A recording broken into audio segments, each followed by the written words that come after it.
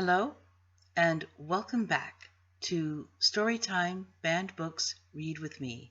I'm Kathleen Francis, and this evening we will continue our read of Margaret Atwood's The Handmaid's Tale.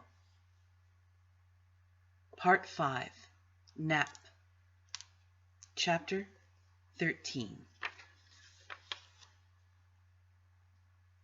There's time to spare. This is one of the things I wasn't prepared for. The amount of unfilled time, the long parentheses of nothing. Time as white sound. If only I could embroider, weave, knit, something to do with my hands. I want a cigarette. I remember walking in art galleries. Through the 19th century, the obsession they had then with harems. Dozens of paintings of harems. Fat women lolling on divans, turbans on their heads or velvet caps, being fanned with peacock tails, a eunuch in the background standing guard. Studies of sedentary flesh, painted by men who'd never been there. These pictures were supposed to be erotic, and I thought they were at the time, but I see now what they were really about. They were paintings about suspended animation, about waiting, about objects not in use. They were paintings about boredom. But maybe boredom is erotic when women do it for men. I wait, washed, brushed, fed like a prize pig. Sometime in the 80s, they invented pig balls for pigs who were being fattened in pens. Pig balls were large colored balls. The pigs rolled them around with their snouts. The pig marketers said this improved their muscle tone. The pigs were curious. They liked to have something to think about. I read about that in Introduction to Psychology, that and the chapter on caged rats who'd give themselves electric shocks for something to do, and the one on the pigeons, trained to peck a button that made a grain of corn appear. 3 groups of them. The first got 1 grain per peck. The second, 1 grain every other peck. The third was random. When the man in charge cut off the grain, the first group gave up quite soon, the second group a little later. The third group never gave up. They'd peck themselves to death rather than quit. Who knew what worked? I wish I had a pig ball. I lie down on the braided rug. You can always practice, said Aunt Lydia. Several sessions a day fitted into your daily routine.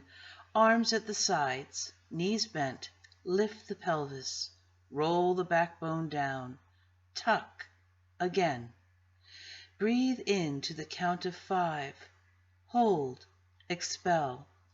We do that in what used to be the domestic science room, cleared now of sewing machines and washer dryers, in unison, lying on little Japanese mats, a tape playing Les Sylphides. That's what I hear now. In my head, as I lift, tilt, breathe. Behind my closed eyes, thin white dancers flit gracefully among the trees, their legs fluttering like the wings of held birds. In the afternoons, we lay on our beds for an hour in the gymnasium, between 3 and 4. They said it was a period of rest and meditation.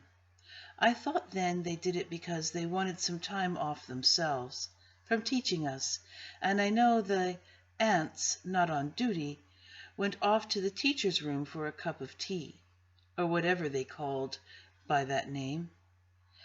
But now I think that the rest also was practice. They were giving us a chance to get used to blank time. A cat nap, Aunt Lydia called it in her coy way. The strange thing is, we needed to rest. Many of us went to sleep, We were tired there a lot of the time. We were on some kind of pill or drug, I think. They put it in the food to keep us calm. But maybe not. Maybe it was the place itself.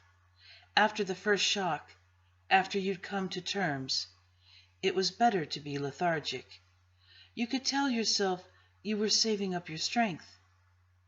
I must have been there 3 weeks when Mora came.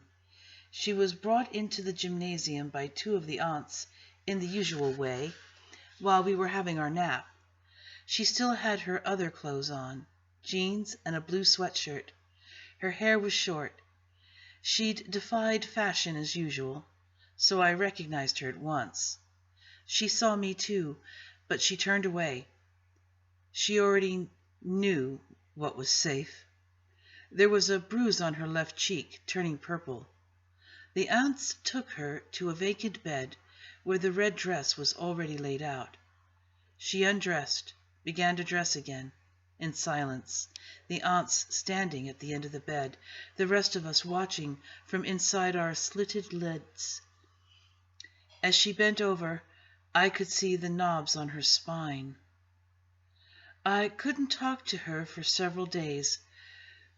We looked only, small glances, like sips.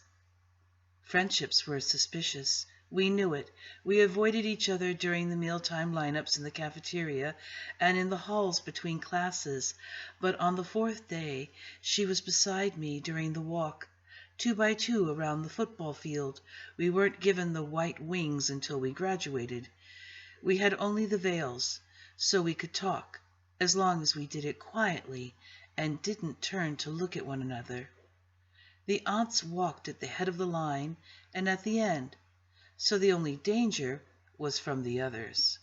Some were believers and might report us. "This is a loony bin," Mora said. "I'm so glad to see you," I said.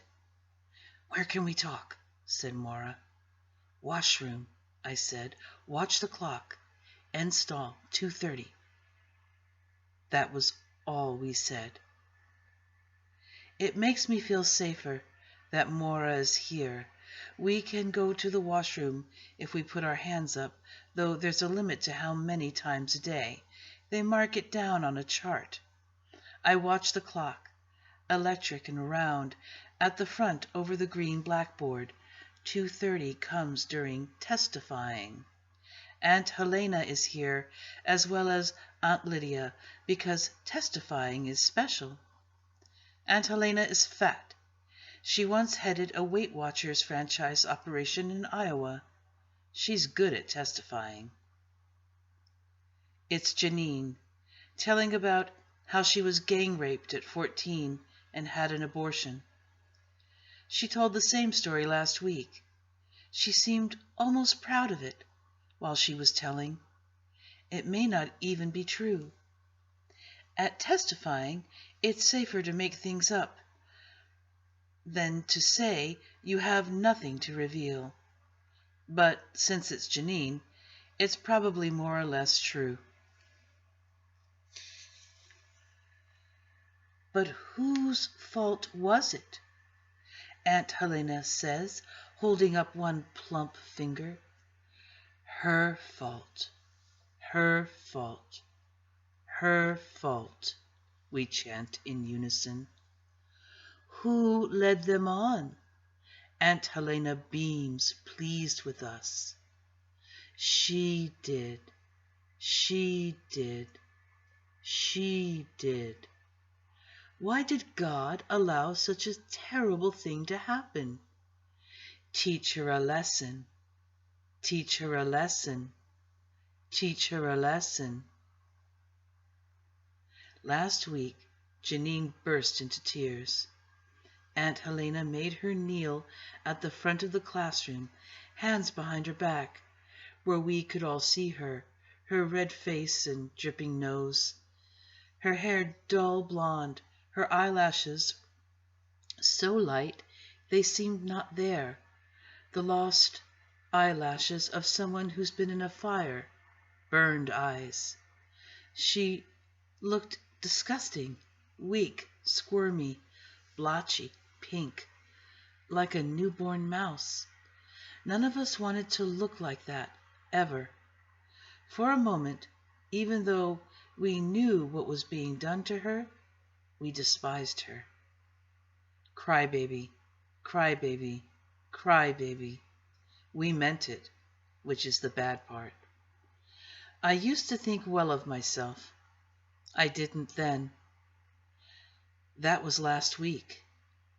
This week, Janine doesn't wait for us to jeer at her. It was my fault, she says. It was my own fault. I led them on. I deserved the pain. Very good, Janine, says Aunt Lydia. You are an example. I have to wait until this is over before I put up my hand. Sometimes, if you ask at the wrong moment, they say no. If you really have to go, that can be crucial. Yesterday, Dolores wet the floor. 2 aunts hauled her away, a hand under each armpit. She wasn't there for the afternoon walk, but at night she was back in her usual bed. All night we could hear her moaning off and on.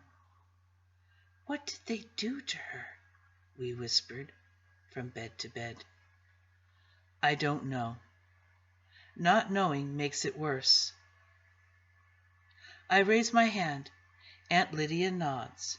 I stand up and walk out into the hall as inconspicuously as possible. Outside the washroom, Aunt Elizabeth is standing guard. She nods, signaling that I can go in. This washroom used to be for boys. The mirrors have been replaced here, too, by oblongs of dull gray metal, but the urinals are still there on one wall, white enamel with yellow stains. They look oddly like babies' coffins. I marvel again at the nakedness of men's lives.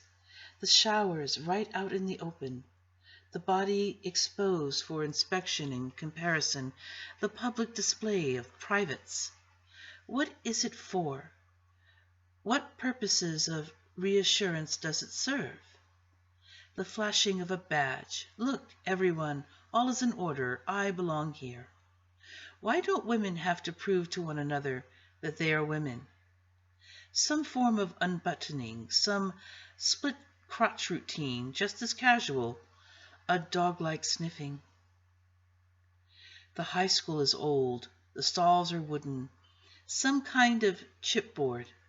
I go into the second one from the end, swing the door to. Of course, there are no longer any locks. In the wood, there's a small hole at the back, next to the wall, about waist high. Souvenir of some previous vandalism or legacy of an ancient voyeur. Everyone in the center knows about this hole in the woodwork. Everyone except the aunts. I'm afraid I am too late. Held up by Janine's testifying. Maybe Maura has already been here. Maybe she's had to go back. They don't give you much time. I look carefully down, aslant, under the stall wall, and there are 2 red shoes. But how can I tell who it is? I put my mouth to the wooden hole. Maura? I whisper. Is that you? She says. Yes, I say. Relief goes through me. God, do I need a cigarette? Says Maura. Me too, I say. I feel ridiculously happy.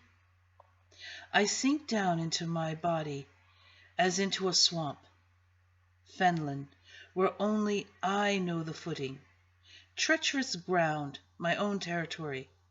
I become the earth I set my ear against for rumors of the future. Each twinge, each murmur of slight pain, ripples of sloughed-off matter, swellings and diminishings of tissue, the droolings of the flesh. These are signs. These are the things I need to know about. Each month I watch for blood, fearfully, for when it comes, it means failure. I have failed once again to fulfill the expectations of others, which have become my own. I used to think of my body as an instrument of pleasure, or a means of transportation, or an implement for the accomplishment of my will. I could use it to run, push buttons of one sort or another, make things happen. There were limits, but my body was nevertheless lithe, single, solid, one with me. Now the flesh arranges itself differently. I'm a cloud, congealed around a central object, the shape of a pear, which is hard and more real than I am, and glows red within its translucent wrapping. Inside it is a space, huge as the sky at night, and dark and curved like that, though black, red, rather than black.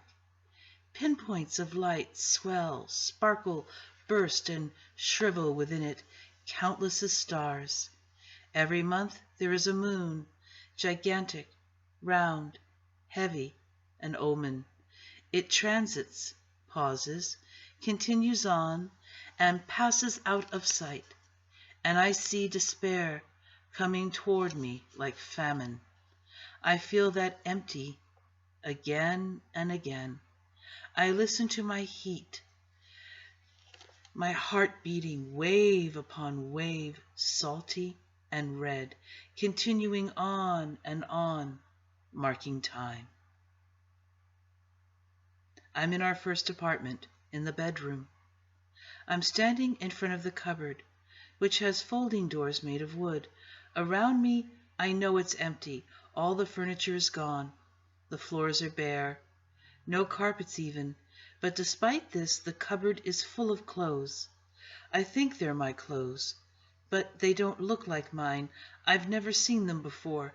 Maybe they're clothes belonging to Luke's wife, whom I've also never seen.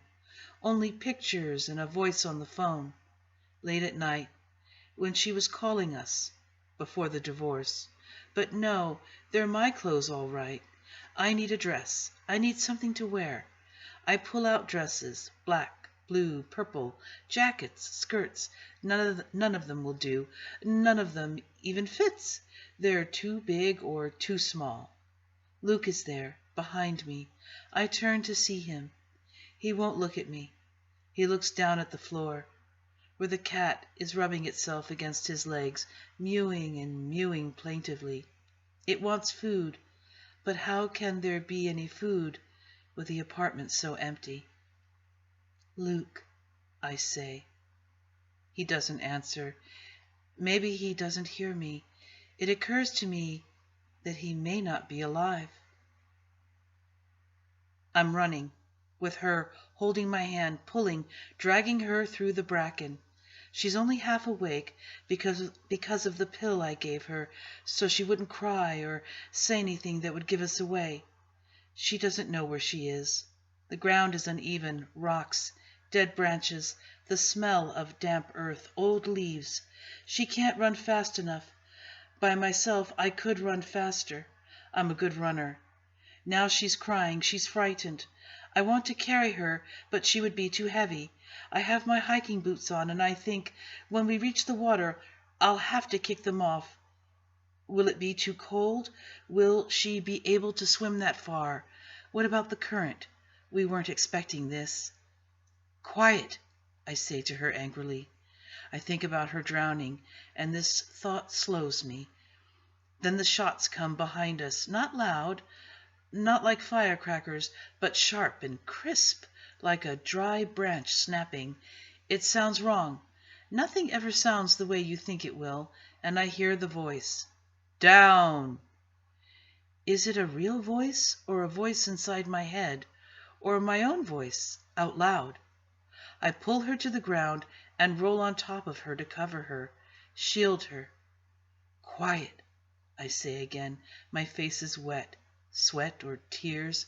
I feel calm and floating, as if I'm no longer in my body. Close to my eyes, there's a leaf, red, turned early. I can see every bright vein.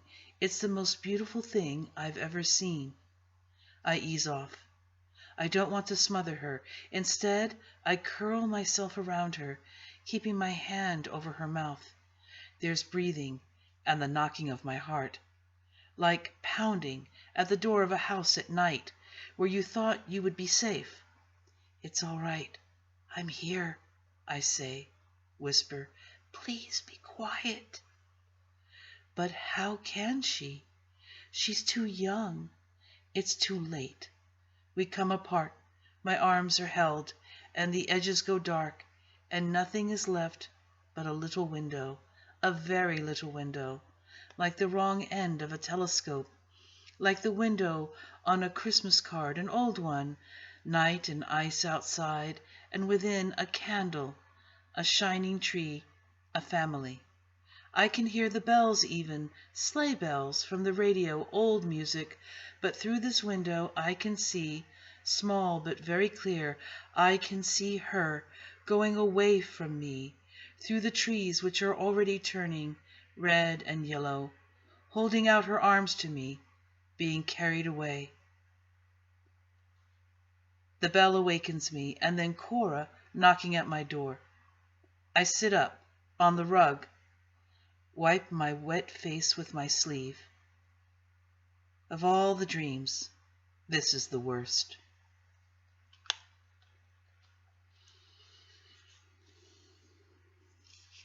Part 6. Household. Chapter 14.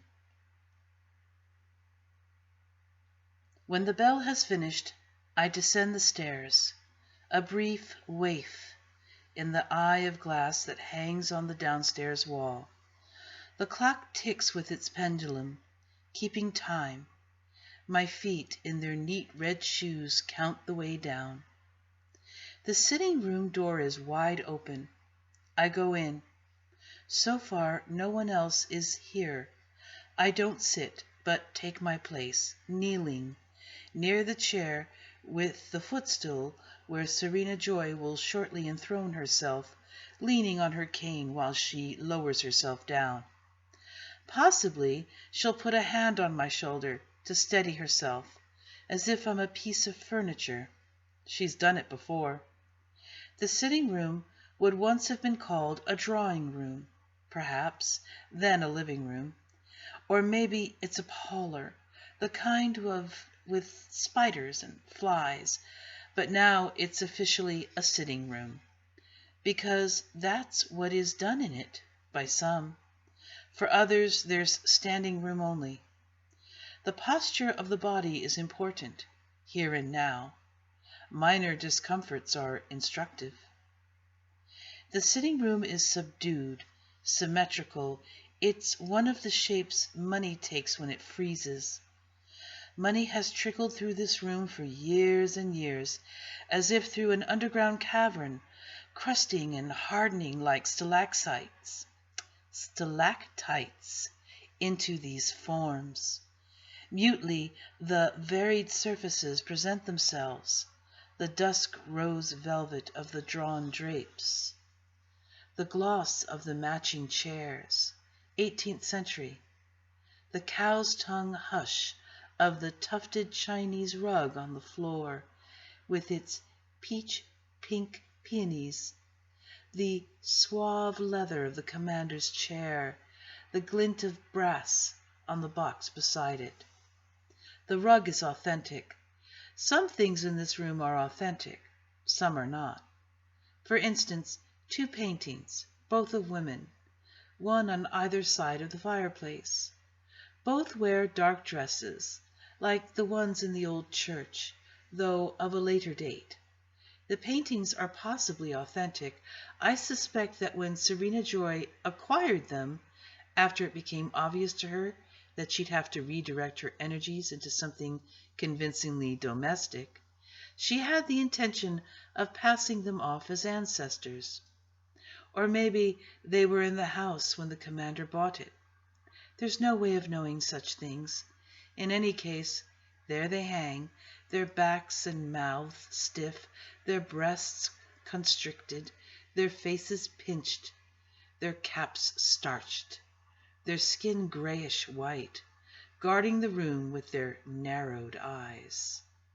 Between them, over the mantel, there's an oval mirror, flanked by 2 pairs of silver candlesticks, with a white china Cupid centered between them, its arm around the neck of a lamb. The tastes of Serena Joy are a strange blend. Hard lust for quality, soft, sentimental carvings. There's a dried flower arrangement on either end of the mantelpiece, and a vase of real daffodils on the polished marquetry end table beside the sofa.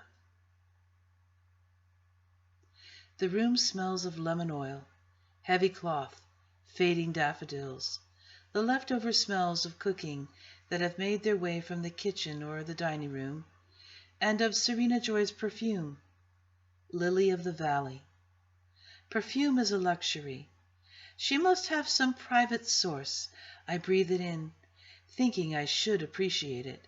It's the scent of prepubescent girls, of the gifts young children used to give their mothers for Mother's Day, the smell of white cotton socks and white cotton petticoats, of dusting powder, of the innocence of female flesh not yet given over to hairiness or blood.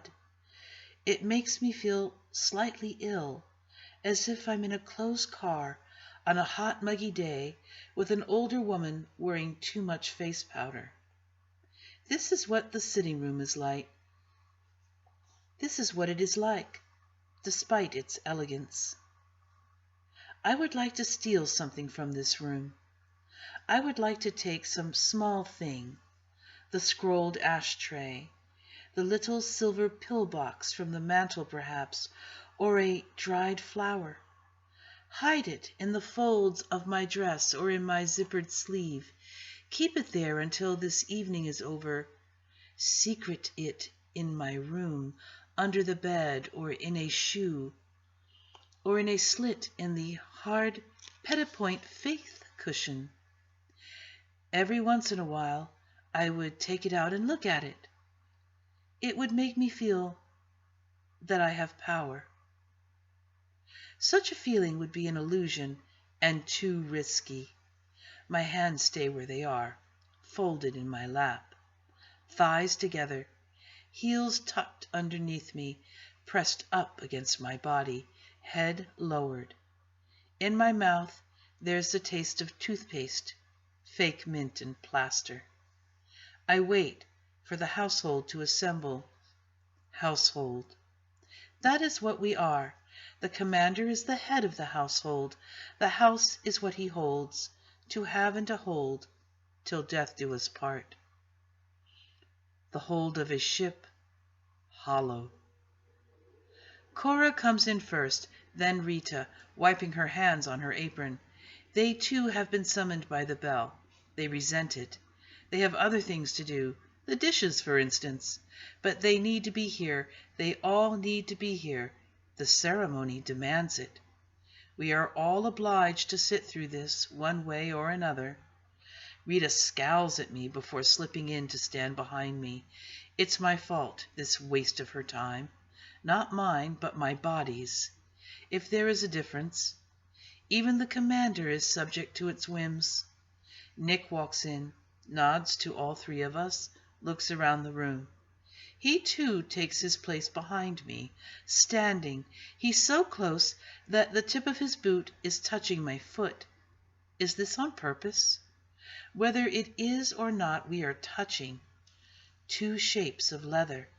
I feel my shoe soften. Blood flows into it. It grows warm. It becomes a skin. I move my foot slightly away. Wish he'd hurry up, says Cora. Hurry up and wait, says Nick. He laughs, moves his foot so it's touching mine again. No one can see beneath the folds of my outspread skirt. I shift. It's too warm in here. The smell of stale perfume makes me feel a little sick. I move my foot away. We hear Serena coming, down the stairs, along the hall, the muffled tap of her cane on the rug, thud of the good foot. She hobbles through the doorway, glances at us, counting but not seeing. She nods at Nick but says nothing. She's in one of her best dresses, sky blue with embroidery and white along the edges of the veil, flowers and fretwork. Even at her age, she still feels the urge to wreath herself in flowers. No use for you, I think at her, my face unmoving. You can't use them any more. You're withered. They're the genital organs of plants. I read that somewhere once. She makes her way to her chair and footstool, turns, lowers herself, lands ungracefully. She hoists her left foot onto the stool, fumbles in her sleeve pocket. I can hear the rustling, the click of her lighter. I smell the hot singe of the smoke. Breathe it in. Late as usual, she says. We don't answer. There's a clatter as she gropes on the lamp table, then a click, and the television set runs through its warm-up.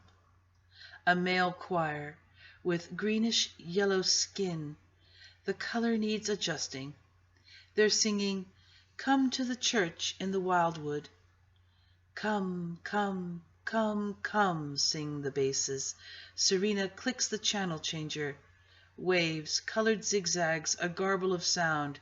It's the Montreal satellite station being blocked. Then there's a preacher, earnest, with shining dark eyes, leaning toward us across a desk. These days they look a lot like businessmen. Serena gives him a few seconds, then clicks onward.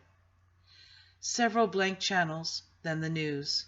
This is what she's been looking for. She leans back, inhales deeply. I, on the contrary, lean forward. A child being allowed up late with the grown-ups. This is the one good thing about these evenings, the evenings of the ceremony. I am allowed to watch the news. It seems to be an unspoken rule in this household. We always get here on time. He's always late. Serena always lets us watch the news. Such as it is, who knows if any of it is true? It could be old clips. It could be faked. But I watch it anyway, hoping to be able to read beneath it. Any news now is better than none. First, the front lines. They are not lines, really. The war seems to be going on in many places at once. Wooded hills seen from above, the trees a sickly yellow. I wish she'd fix the color. The Appalachian Highlands, says the voiceover, where the angels of the apocalypse, 4th Division, are smoking out a pocket of Baptist guerrillas, with air support from the 21st Battalion of the Angels of Light. We are shown 2 helicopters, black ones with silver wings painted on the sides. Below them, a clump of trees explodes. Now a close-up shot of a prisoner with a stubbled and dirty face, flanked by 2 angels in their neat black uniforms. The prisoner accepts a cigarette from one of the angels, puts it awkwardly to his lips with his bound hands. He gives a lopsided little grin. The announcer is saying something, but I don't hear it. I look into this man's eyes, trying to decide what he is thinking. He knows the camera is on him. Is the grin a show of defiance, or is it submission?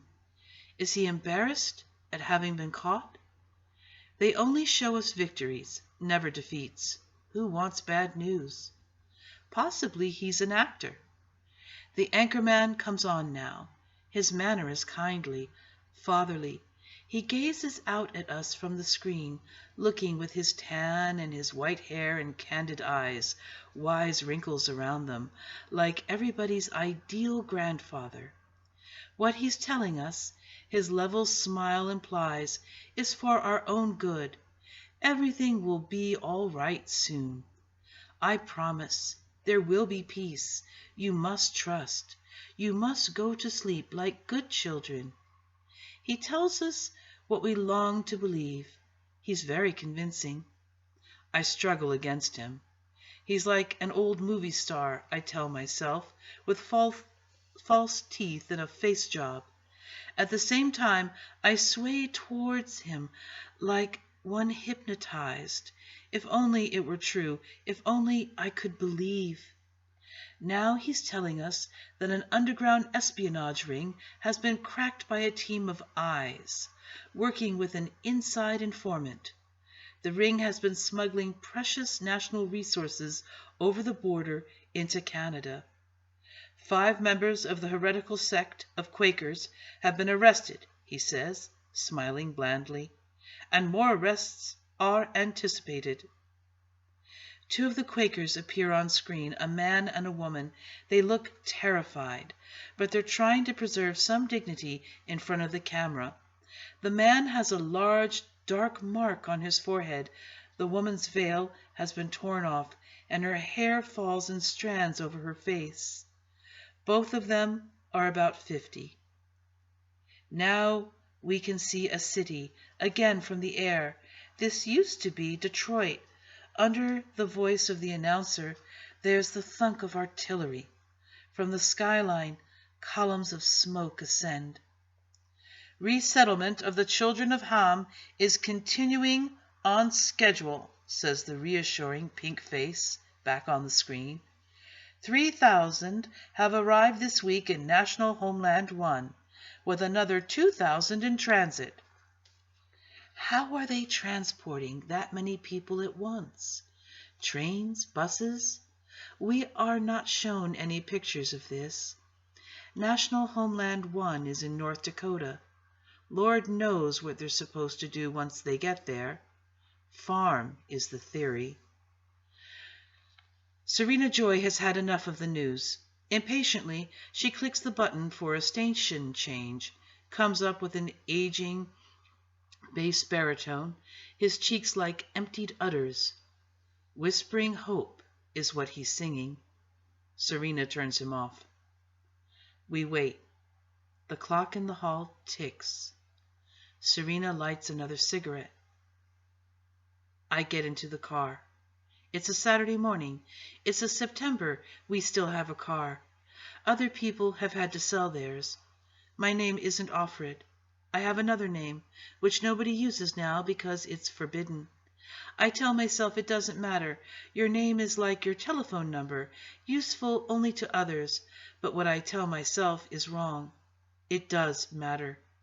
I keep the knowledge of this name like something hidden, some treasure I'll come back to dig up one day. I think of this name as buried. This name has an aura around it, like an amulet, some charm that survived from an unimaginably distant past. I lie in my single bed at night with my eyes closed, and the name floats there behind my eyes, not quite within reach, shining in the dark. It's a Saturday morning in September.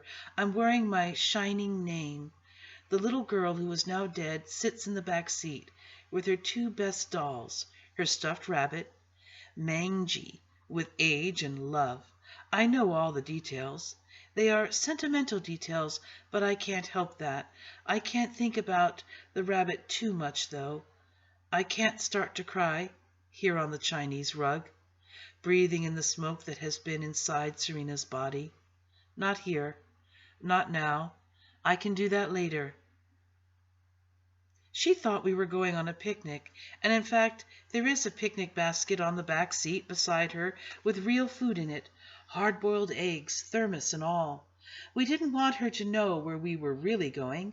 We didn't want her to tell by mistake, reveal anything if we were stopped. We didn't want to lay upon her the burden of our truth. I wore my hiking boots. She had on her sneakers. The laces of the sneakers had a design of hearts on them, red, purple, pink, and yellow. It was warm for the time of year. The leaves were turning already, some of them. Luke drove. I sat beside him. The sun shone. The sky was blue. The houses, as we passed them, looked comforting and ordinary. Each house as it was left behind, vanishing into past time, crumbling in an instant, as if it had never been. because I would never see it again, or so I thought then. We have almost nothing with us. We don't want to look as if we're going anywhere far or permanent. We have the forged passports, guaranteed, worth the price. We couldn't pay in money, of course, or put it on the CompuCount. We used other things. Some jewelry that was my grandmother's, a stamp collection Luke inherited from his uncle. Such things can be exchanged for money in other countries. When we get to the border, we'll pretend we're just going over on a day trip. The fake visas are for a day. Before that, I'll give her a sleeping pill, so she'll be asleep when we cross. That way, she won't betray us. You can't expect a child to lie convincingly. I don't want her to feel frightened, to feel the fear that is now tightening my muscles, tensing my spine, pulling me so taut that I'm certain I would break if touched. Every stoplight is an ordeal. We spend the night at a motel, or better, sleeping in the car on a side road, so there will be no suspicious questions. We'll cross in the morning, drive over the bridge easily, just like driving to the supermarket. We turn onto the freeway, head north, flowing with not much traffic. Since the war started, gas is expensive and in short supply. Outside the city, we pass the first checkpoint. All they want is a look at the license. Luke does it well. The license matches the passport. We thought of that. Back on the road, he squeezes my hand, glances over at me. "You're white as a sheet," he says. That is how I feel. White, flat, thin. I feel transparent. Surely they will be able to see through me. Worse, how will I be able to hold on to Luke, to her, when I'm so flat, so white? I feel as if there's not much left of me. They will slip through my arms, as if I'm made of smoke, as if I'm a mirage, fading before their eyes. "Don't think that way," Mora would say. "Think that way and you'll make it happen." "Cheer up," says Luke. He's driving a little too fast now. The adrenaline's gone to his head. Now he's singing. "Oh, what a beautiful morning," he sings. Even his singing worries me. We've been warned not to look too happy. Chapter 15. The commander knocks at the door. The door is prescribed. The knock is prescribed. The sitting room is supposed to be Serena Joy's territory. He's supposed to ask permission to enter it. She likes to keep him waiting. It's a little thing, but in this household, little things mean a lot. Tonight, however, she doesn't even get that, because before Serena Joy can speak, he steps forward into the room anyway. Maybe he's just forgotten the protocol, but maybe it's deliberate. Who knows what she said to him over the silver-encrusted dinner table, or didn't say. The commander has on his black uniform, in which he looks like a museum guard. A semi-retired man, genial but wary, killing time, but only at first glance. After that, he looks like a Midwestern bank president, with his straight, neatly brushed silver hair, his sober posture, shoulders a little stooped. And after that, there is his mustache, silver also. And after that, his chin, which really you can't miss. When you get down as far as the chin, he looks like a vodka ad in a glossy magazine of times gone by.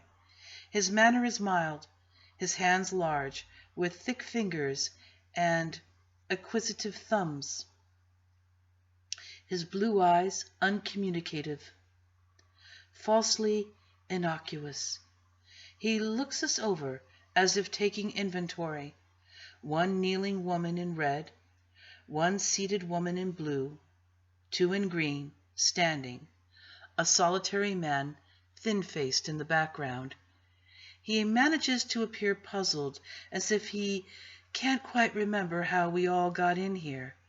As if we are something he inherited, like a Victorian pump organ, and he hasn't figured out what to do with us, what we are worth. He nods in the general direction of Serena Joy, who does not make a sound. He crosses to the large leather chair reserved for him, takes the key out of his pocket, fumbles with the ornate brass-bound leather-covered box that stands on the table beside the chair. He inserts the key, opens the box, lifts out the Bible, an ordinary copy with a black cover and gold-edged pages. The Bible is kept locked up, the way people once kept tea locked up so the servants wouldn't steal it. It is an incendiary device. Who knows what we'd make of it if we ever got our hands on it? We can be read to from it by him, but we cannot read. Our heads turn towards him. We are expectant. Here comes our bedtime story.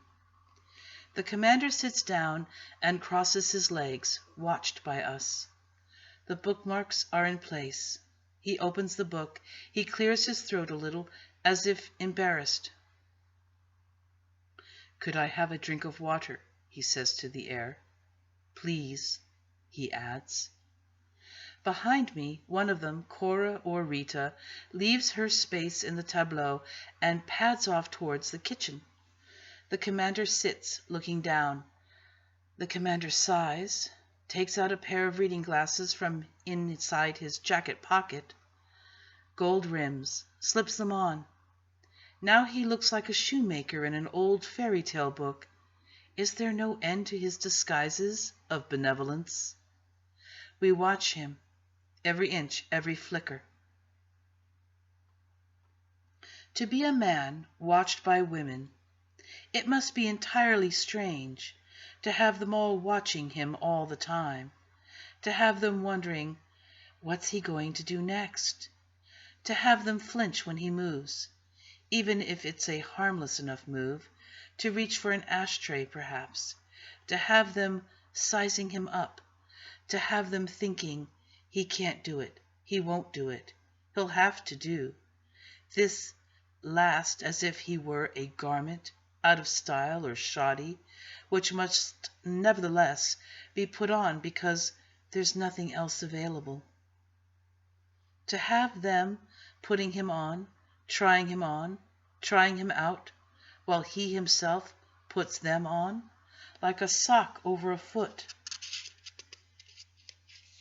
onto the stub of himself, his extra sensitive thumb, his tentacle, his delicate, stalked slug's eye, which extrudes, expands, winces, and shrivels back into himself when touched wrongly, grows big again, bulging a little at the tip, traveling forward as if along a leaf into them, avid for vision. To achieve vision in this way, this journey into a darkness that is composed of women, a woman who can see in darkness while he himself strains blindly forward. She watches him from within. We're all watching him. It's the one thing we can really do. And it is not for nothing. If he were to falter, fail, or die, what would become of us? No wonder he's like a boot, hard on the outside, giving shape to a pulp of tenderfoot. That's just a wish. I've been watching him for some time, and he's given no evidence of softness. But watch out, Commander. I tell him, in my head, I've got my eye on you. One false move, and I'm dead. Still, it must be hell to be a man like that. It must be just fine. It must be hell. It must be very silent. The water appears. The commander drinks it. "Thank you," he says. Cora rustles back into place. The commander pauses, looking down, scanning the page. He takes his time, as if unconscious of us. He's like a man toying with a stake behind a restaurant window, pretending not to see the eyes watching him from hungry darkness not 3 feet from his elbow. We lean toward him a little, iron filings to his magnet. He has something we don't have. He has the word. How we squandered it once. The commander, as if reluctantly, begins to read. He isn't very good at it. Maybe he's merely bored. It's the usual story, the usual stories. God to Adam, God to Noah. Be fruitful and multiply and replenish the earth. Then comes the moldy old Rachel and Leah stuff we had drummed into us at the center. Give me children, or else I die. Am I in God's stead, who hath withheld from thee the fruit of the womb? Behold, my maid is Bilhah. She shall bear upon my knees, that I may also have children by her. And so on, and so forth. We had it read to us every breakfast, as we sat in the high school cafeteria eating porridge with cream and brown sugar. You're getting the best, you know, said Aunt Lydia. There's a war on. Things are rationed. You are spoiled girls, she twinkled, as if rebuking a kitten. Naughty puss. For lunch it was the Beatitudes. Blessed be this, blessed be that. They played it from a tape, so not even an aunt would be guilty of the sin of reading. The voice was a man's. Blessed be the poor in spirit, for theirs is the kingdom of heaven. Blessed are the merciful, blessed be the meek, blessed are the silent. I knew they made that up. I knew it was wrong. And they left things out, too, but there was no way of checking.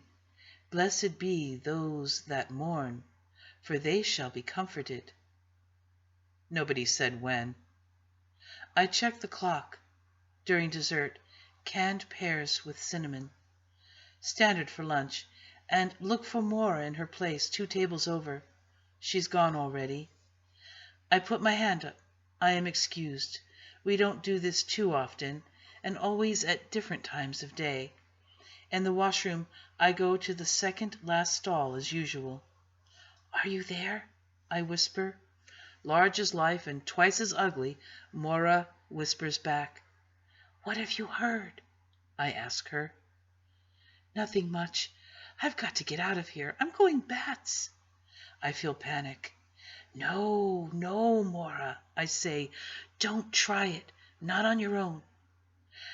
I'll fake sick. They'll send an ambulance. I've seen it. You'll only get as far as the hospital. At least it'll be a change. I won't have to listen to that old bitch. They'll find you out. Not to worry. I'm good at it. When I was a kid in high school, I cut out vitamin C. I got scurvy. In the early stages, they can't diagnose it. Then you just start it again and you're fine. I'll hide my vitamin pills. Maura, don't. I couldn't stand the thought of her not being here with me, for me. They send 2 guys with you in the ambulance. Think about it. They must be starved for it. Shit. They aren't even allowed to put their hands in their pockets. The possibilities are... You in there. Time's up, said the voice of Aunt Elizabeth from the doorway. I stood up, flushed the toilet. 2 of Maura's fingers appeared through the holes in the wall. It was only large enough for 2 fingers. I touched my own fingers to them quickly, held on, let go. And Leah said, God hath given me my hire, because I have given my maiden to my husband, says the commander. He lets the book fall closed. It makes an exhausted sound, like a padded door shutting by itself.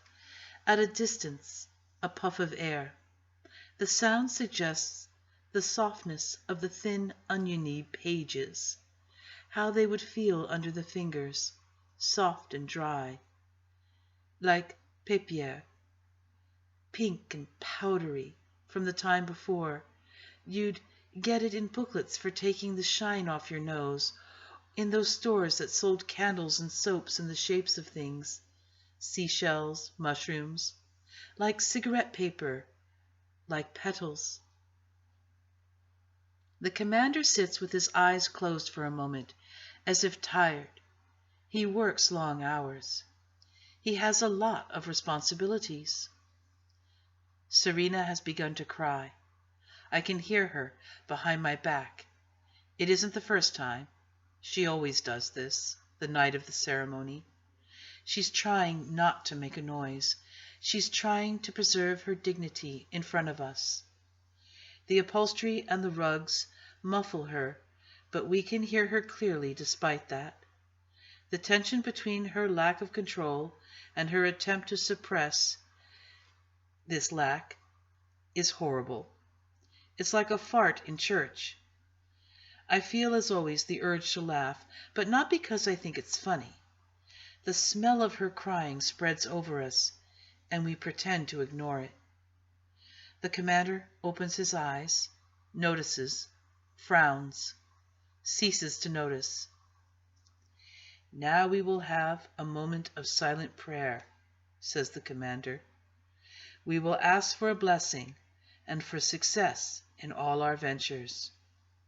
I bow my head and close my eyes. I listen to the held breath, the almost inaudible gasps, the shaking going on behind my back. How she must hate me, I think. I pray silently. Nolite te bastares carborondorum. I don't know what it means, but it sounds right, and it will have to do, because I don't know what else I can say to God, not right now, not, as they used to say, at this juncture. The scratched writing on my cupboard wall floats before me, left by an unknown woman with the face of Mora. I saw her go out to the ambulance on a stretcher, carried by 2 angels. "What is it?" I mouthed to the woman beside me, safe enough. A question like that, to all but a fanatic. "A fever," she formed with her lips. "Appendicitis, they say." I was having dinner that evening, hamburger balls and hash browns. My table was near the window. I could see out, as far as the front gates. I saw the ambulance come back. No siren this time. One of the angels jumped out, talked with the guard. The guard went into the building. The ambulance stayed parked. The angel stood with his back towards us, as they had been taught to do. 2 of the aunts came out of the building with the guard. They went around to the back. They hauled Mora out, dragged her in through the gate and up the front steps, holding her under the armpits, 1 on each side. She was having trouble walking. I stopped eating. I couldn't eat. By this time, all of us on my side of the table were staring out the window. The window was greenish, with that chicken wire mesh they used to put inside glass. Aunt Lydia said, "Eat your dinner." She went over and pulled down the blind. They took her into the room that used to be the science lab. It was a room where none of us ever went willingly. Afterwards, she could not walk for a week. Her feet would not fit into her shoes. They were too swollen. It was the feet they'd do, for a first offense. They used steel cables frayed at the ends. After that, the hands. They didn't care what they did to your feet or your hands, even if it was permanent. "Remember," said Aunt Lydia, "for our purposes, your feet and your hands are not essential." Mora lay on her bed, an example. She shouldn't have tried it, not with the angels. Alma said, from the next bed over. We had to carry her to classes. We stole extra paper packets of sugar for her from the cafeteria at meal times, smuggled them to her at night, handing them from bed to bed. Probably she didn't need the sugar, but it was the only thing we could find to steal, to give. I am still praying, but what I am seeing is Mora's feet. The way they looked after they'd brought her back. Her feet did not look like feet at all. They looked like drowned feet, swollen and boneless, except for the color. They looked like lungs. O God, I pray, nolite te bastardes carborundorum. Is this what you had in mind? The commander clears his throat. This is what he does to let us know that, in his opinion, it's time we stopped praying. For the eyes of the Lord run to and fro throughout the whole earth, to know himself strong in the behalf of them whose heart is perfect towards him, he says. It's the sign-off. He stands up. We are dismissed.